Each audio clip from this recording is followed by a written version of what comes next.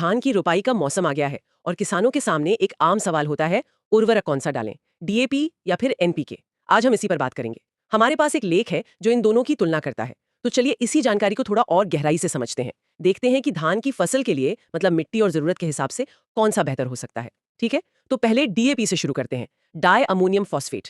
इसमें मुख्य रूप से क्या होता है? जहां तक मुझे ध्यान है इसमें नाइट्रोजन होता है करीब 18% और फास्फोरस काफी ज्यादा शायद 46% के आसपास। हाँ बिल्कुल सही, 18% नाइट्रोजन एन और 46% फॉस्फोरस पी। और ये 46% फास्फोरस ये रोपाई के टाइम इतना जरूरी क्यों माना जाता है? देखिए, फास्फोरस का सीधा काम है जड़ों को बढ़ाना। रोपाई के फौरन बाद पौधे को मिट्टी में अपनी पकड़ बनानी होती है।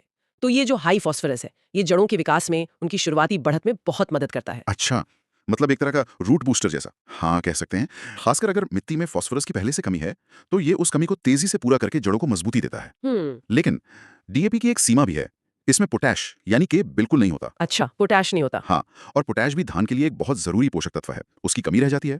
और एक और बात, अगर मान लीजिए मिट्टी में नाइट्रोजन पहले से ही ठीक ठाक मात्रा में है हम्म। तो डीएपी का वो जो 18% अतिरिक्त नाइट्रोजन है वो कभी कभी पत्तियों की गैर जरूरी बढ़त को ज्यादा बढ़ावा दे सकता है। मतलब पौधा पत्तियां बढ़ाने में लग जाएगा। हाँ, और फिर दाना बढ़ने पर उतना ध्यान नहीं दे पाएगा, तो ऊर्जा गलत जगह खर्च हो सकती है जिससे उपज पर असर आ सकता है। अच्छा, ये ध्यान रखने वाली बात है। चलिए, ये तो हुई डीएपी की बात।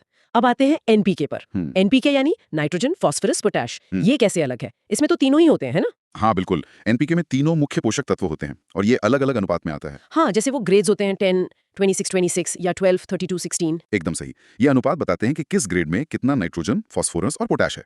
एनपीके का बड़ा फायदा यही है कि ये एक संतुलित पोषण देता है, इसमें पोटैश भी शामिल है। और पोटाश का क्या खास फायदा है धान में? पोटैश पौधे की अंदरूनी ताकत बढ़ाता है, मतलब बीमारियों और कीटों से लड़ने की क्षमता। और तो और ये धान के दानों को भरने, उन्हें वजनदार और चमकदार बनाने में भी मदद करता है, क्वालिटी सुधारता है। अच्छा, तो ये फसल की सेहत और दाने की क्वालिटी दोनों के लिए अच्छा है। बिल्कुल, लेकिन यहाँ भी एक चीज देखनी होती है। एनपीके के जो ग्रेड्स हैं उनमें फास्फोरस की मात्रा डीएपी के 46% से अक्सर कम होती है। हाँ, जैसे आपने बताया 12, 32, 16 में 32% ही है। सही, तो हो सकता है कि एनपीके डालने पर जड़ों की शुरुआती बढ़त उतनी तेज ना हो जितनी डीएपी से होती है।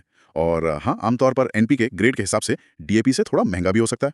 तो मतलब एक तरफ जड़ों की तेज शुरुआत है, तो दूसरी तरफ संतुलित पोषण और बेहतर क्वालिटी, लेकिन शायद थोड़ी धीमी शुरुआत और ज्यादा कीमत। तो फिर किसान भाई ये फैसला कैसे करें, क्या देखकर चुने? देखिए, सबसे पहला और सबसे जरूरी काम है मिट्टी की जांच करवाना, सॉइल टेस्टिंग। मिट्टी की जांच? हाँ, ये तो बहुत जरूरी है। उसके बिना हम सिर्फ अंदाजा लगा रहे हैं। जांच से ही पता चलेगा कि आपकी जमीन में असल में किस चीज की कमी है और कितनी कमी है। अच्छा, तो जांच रिपोर्ट के आधार पर फैसला लेना चाहिए। बिल्कुल। अगर रिपोर्ट कहती है कि भाई फास्फोरस की बहुत ज्यादा कमी है, तो शायद रुपाई के समय डीएपी देना ज्यादा फायदेमंद हो, ताकि जड़ें जल्दी मजबूत हों। और अगर पोटाश कम है और अगर पोटाश की कमी दिखती है या मिट्टी करीब करीब संतुलित है तो फिर एनपीके जैसे 12-32-16 या 10-26-26 जैसा कोई ग्रेड चुनना ज्यादा समझदारी होगी।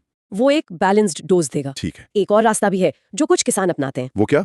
वो ये कि अगर वो डीएपी इस्तेमाल कर रहे हैं, तो पोटैश की कमी पूरी करने के लिए अलग से पोटैश का उर्वरक जैसे म्यूरेट ऑफ पोटैश एमओपी डालते हैं। अच्छा, मतलब डीएपी के साथ अलग से पोटैश मिला दिया? हाँ, इसमें थोड़ी प्लानिंग और मेहनत ज्यादा लगती है, पर यह भी एक कारगर तरीका हो सकता है संतुलित पोषण देने का। समझ गई। और अब बात आती है मात्रा की, कितना इस्तेमाल करना चाहिए? कोई मोटा मोटा अंदाजा प्रति एकड़? देखिए, सही मात्रा तो फिर वही बात, मिट्टी की जांच रिपोर्ट और आपके चुने हुए उर्वरक के ग्रेड पर ही निर्भर करेगी।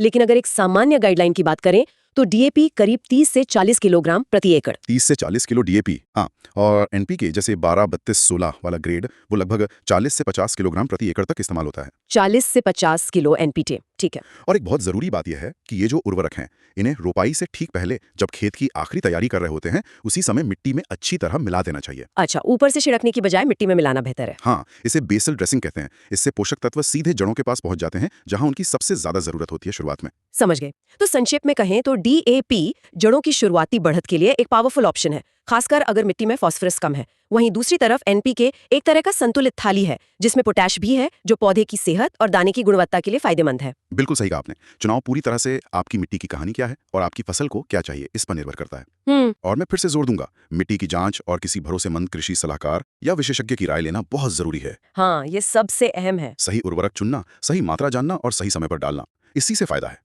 जरूरत से ज्यादा डालना न सिर्फ पैसे की बर्बादी है बल्कि ये मिट्टी और फसल को नुकसान भी पहुंचा सकता है। बिल्कुल सही बात। तो ये तो हुई डीएपी और एनपीके की बात। हाँ।